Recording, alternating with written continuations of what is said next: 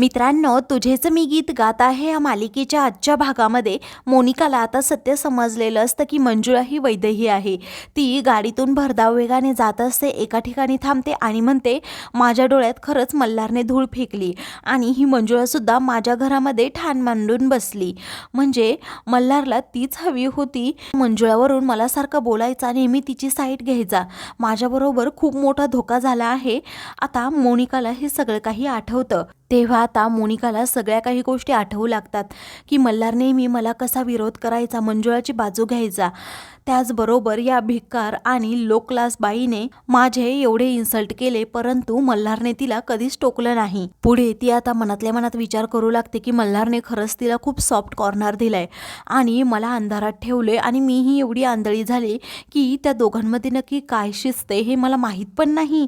पुढे आता तिला आठवू लागतं की मल्हारला जेलमधून सोडवण्यासाठी मंजुळाने स्वतःचा जीव धोक्यात घातला आणि स्वतःच तो व्हिडिओ बनवला. त्याच्यासाठी स्वतः गुन्हेगार पण झाली. तिला समजतं मल्हारने मला धोका दिलाय, मला याची आता शिक्षा मिळालीच पाहिजे असं म्हणून ती आता स्वतःला काय पनिशमेंट करून घ्यावी हा विचार करत असते. तर समोरही एक जोगतीनही तिच्या दोन्हीही मुलांना घेऊन आता झोपलेली असते. तेव्हा तिच्या शेजारी एक चाबूक सुद्धा असतो.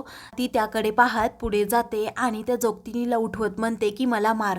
तेव्हा ती म्हणते, नाही मी नाही तुला मारू शकत. तेव्हा मोनिका म्हणते, बरं ठीक आहे असं म्हणून ती आता गाडीमधून पर्स घेऊन येते आणि तिला पैसे देते. म्हणते की आता मला मार. मोनिका आता एका झाडाजवळ जाऊन उभी राहते. तर आता ती जोगतीन चापकाने तिला खूप फटके मारत असते. आता मोनिकाला सगळं काही आठवत असतं की कशा प्रकारे मंजुळा या घरात आली आणि वैदेही म्हणून आता राहत नाही तर मंजुळा म्हणून राहतीये. मल्हार आणि तिचं एकमेकांवर खूप प्रेम आहे आणि माझ्या डोळ्यात ह्या दोघांनीही धूळ फेकली. कशा प्रकारे मल्हारने मला धोका दिला. आता दुसरीकडे घरी सगळेजण काळजीत असतात की नक्की तो माणूस कोण असेल आणि कुणी हे सगळं प्रकरण केलं असेल. तेव्हा आता विजय म्हणतो, मला तर असं वाटतंय स्वराच्या मागावर अभिषेक आणि शुभंकर आहे. त्या दोघांनी मिळून केलेला हा प्लॅन आहे. पण त्यांना स्वराची कस्टडी घ्यायची असेल. तेव्हा आता मंजुळा म्हणते, मलाही असंच वाटतंय, कारण अभिषेक सुद्धा तेथे होता ना, म्हणून आपण अभिषेक आणि शुभंकर विरोधात कंप्लेंट द्यायला हवी असं मला वाटतंय. विजय म्हणतो, हो तुझं बरोबर आहे मंजुळा, आपण देऊयात कंप्लेंट असं म्हणून आता विजय पटकन फोन काढतो. तेवढ्यातच तेथे आता मोनिका येते आणि म्हणते, थांबा विजय दादा, कशाला कंप्लेंट द्यायची असेल ना कंप्लेंट तर ही मंजुळा बाई देईल ना. तसंही कामत फॅमिलीवर खूप उपकार आहेत तिचे, अजून एखाद्या उपकाराची भर पडू द्यात त्यामध्ये असं म्हणून आता तिला आठवत असतं की मला श्यामलाने सांगितलं आहे ही मंजुळा नाही ही वैदेही आहे. तेव्हा आता मंजुळा पुढे म्हणू लागते, मी का करू कंप्लेंट. तेव्हा आता तू कामत नाही आहेस आणि पोलिसांना असं वाटेल की कामतांचा शुभंकर बरोबर दुश्मनी आहे म्हणूनच त्यांनी अभिषेक विरोधात ही कंप्लेंट दिली. पण तुझं तसं नाही आहे, तू कामत नाहीच नाही, त्याचबरोबर तू या घरची मोलकरी नसल्यामुळे नक्कीच तुला पोलीस मदत सुद्धा करतील. तेव्हा आता सगळेजण मोनिकाकडे पाहू लागतात. तेव्हा ती म्हणते, काय झालं माझ्याकडे पाहायला. जर पोलिसांकडे आपण तक्रार केली तर अभिषेकबद्दल आपल्याला खरंच खूप माहिती मिळू शकते त्यांच्याकडून. पुढे मोनिका म्हणू लागते, फक्त मंजुळाबाईंना एक खोटं बोलावं लागेल की अभिषेक बरोबर शुभंकरला देखील पाहिलं आहे. तेव्हा क्षमा म्हणते, असं कसं अगं मोनिका, मला माहिती आहे अभिषेक विरोधात तक्रार करायची आहे, पण आपण शुभंकरलाही त्याच्याबरोबर पाहिलं, असं कसं खोटं बोलायचं. खोटं बोलणं ही काय बिग डील नाही आहे, तुम्हाला तर माहीतही नाही असं म्हणून ती मल्हार आणि मंजुळाकडे रागात पाहत म्हणते की काही लोक किती खोटं बोलतात आणि काय लपवतात.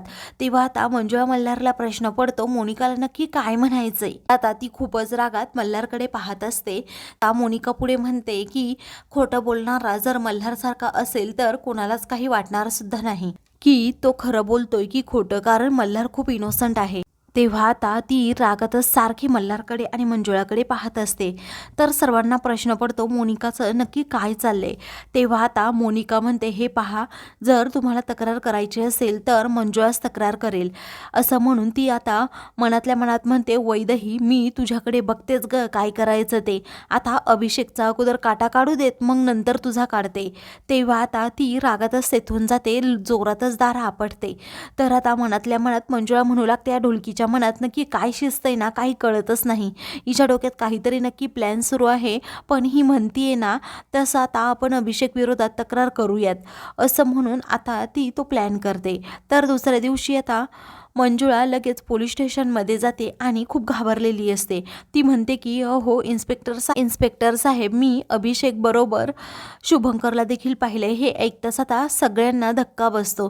तेव्हा आता कुठे पाहिलं, आता आम्ही जेव्हा रात्री घराबाहेर पडलो होतो तेव्हा अभिषेक बरोबर शुभंकर होता. मला पाहून तो लगेच पळून गेला, पण अभिषेक आमच्या घराजवळ खूप वेळ घिरट्या घालत होता. तेव्हा आता तुम्ही अजिबात टेन्शन घेऊ नका, अभिषेकला आम्ही शोधणारच आणि त्याला घेरणारच, त्याला विचारणारच की शुभंकर नक्की कुठे आहे. असं म्हणून आता इन्स्पेक्टर साहेब लगेच त्यांच्या सहकाऱ्यांना कामाला लावतात. तर आता मंजुळा खूपच खुश होते, कारण तिच्या प्लॅनप्रमाणे सगळं काही होत असतं. तर आता विजय आणि मल्हार इकडे ठरवतात की चला आपण पोलीस स्टेशनमध्ये जाऊयात आणि तक्रार करूयात. तेवढ्यातच आता तेथे मंजुळा येते आणि म्हणते, मी आता कुठेही जाऊ नका, कारण मी पोलीस स्टेशनमध्ये आताच तक्रार करून आले आणि त्या अभिषेकची खोटी कंप्लेंटसुद्धा करून आले. तेव्हा आता मल्हार म्हणतो, खोटी कंप्लेंट त्या अभिषेकची केली? तेव्हा आता तो जरा चिडतोच. तेव्हा आता मोनिकाला खूपच आनंद होतो, कारण तिच्या म्हणण्याप्रमाणे मंजुळा आता वागलेली असते. पण मल्हारला या गोष्टीचा खूप राग येतो. तो आता रूममध्ये निघून जाणार असतो. तेव्हा विजय म्हणतो, अरे यांना नक्की काय म्हणायचंय, तू ऐकून तरी घे मंजुळाबाईंचं. तेव्हा आता प्रत्येकाला जर आपली मनमानी करायचीच असेल तर मी मध्ये काय बोलणार, असं मल्हार म्हणतो. कारण आपण कृती काय करतो त्याचा पुढे जाऊन काय परिणाम होणार आहे याचा विचारच नाही, मग राहू दे ना, असं तो विजयला म्हणतो. तेव्हा मंजुळा म्हणते, साहेब मला माफ करा. मल्हार काहीच बोलत नाही, म्हणतो, होणाऱ्या परिणामांची जाणीव तरी आहे का तुम्हाला, असं म्हणून आता तो खूप चिडतो आणि रूममध्ये निघून जातो. त्या पाठोपाठ आता स्वरा देखील जाते. तर आता मल्हार चिडल्यामुळे मंजुळाला खूप टेन्शन येतं, मोनिकाला मात्र हसू येत असतं. तर आता विजय मल्हारला समजावायला जातो. त्यानंतर क्षमा देखील आता तेथे येते आणि क्षमा देखील मंजुळाचं काही न ऐकता तेथून जाते. मंजुळा आता जाणार असते तर मोनिका तिला अडवते आणि म्हणते, बरं झालं मंजुळा, तू माझं काम ऐकलंस, खरंच खूप छान काम केलंस. अगं आता शुभंकर आणि अभिषेकला चांगलीच अद्दल घडेल. अजून एक गोष्ट, जेव्हा तू स्वरासाठी काही करतेस ना तेव्हा मला खरंच खूप आवडतं. असं वाटतं की तूच तिची सख्खी आई आहेस, कारण तू त्या पलीकडे जाऊन काम करतेस आणि मल्हारसाठी जेव्हा काही स्पेशल करतेस ना तेव्हा तर मला वेगळाच डाऊट येतो की तुझ्यामध्ये आणि मल्हारमध्ये. असं म्हणून ती आता स्वतः म्हणते की जाऊ दे ना, दिवाळीचा माहोल आहे, उगीच कशाला, मी हे वातावरण मला काय म्हणायचंय ते तू जरा आता समजून घे. असं म्हणून मोनिका आता मंजुळाकडे खूप रागात पाहते. नंतर ती मंजुळाला थँक्यू म्हणते की माझ्या म्हणण्याप्रमाणे एकतरी काम केलं.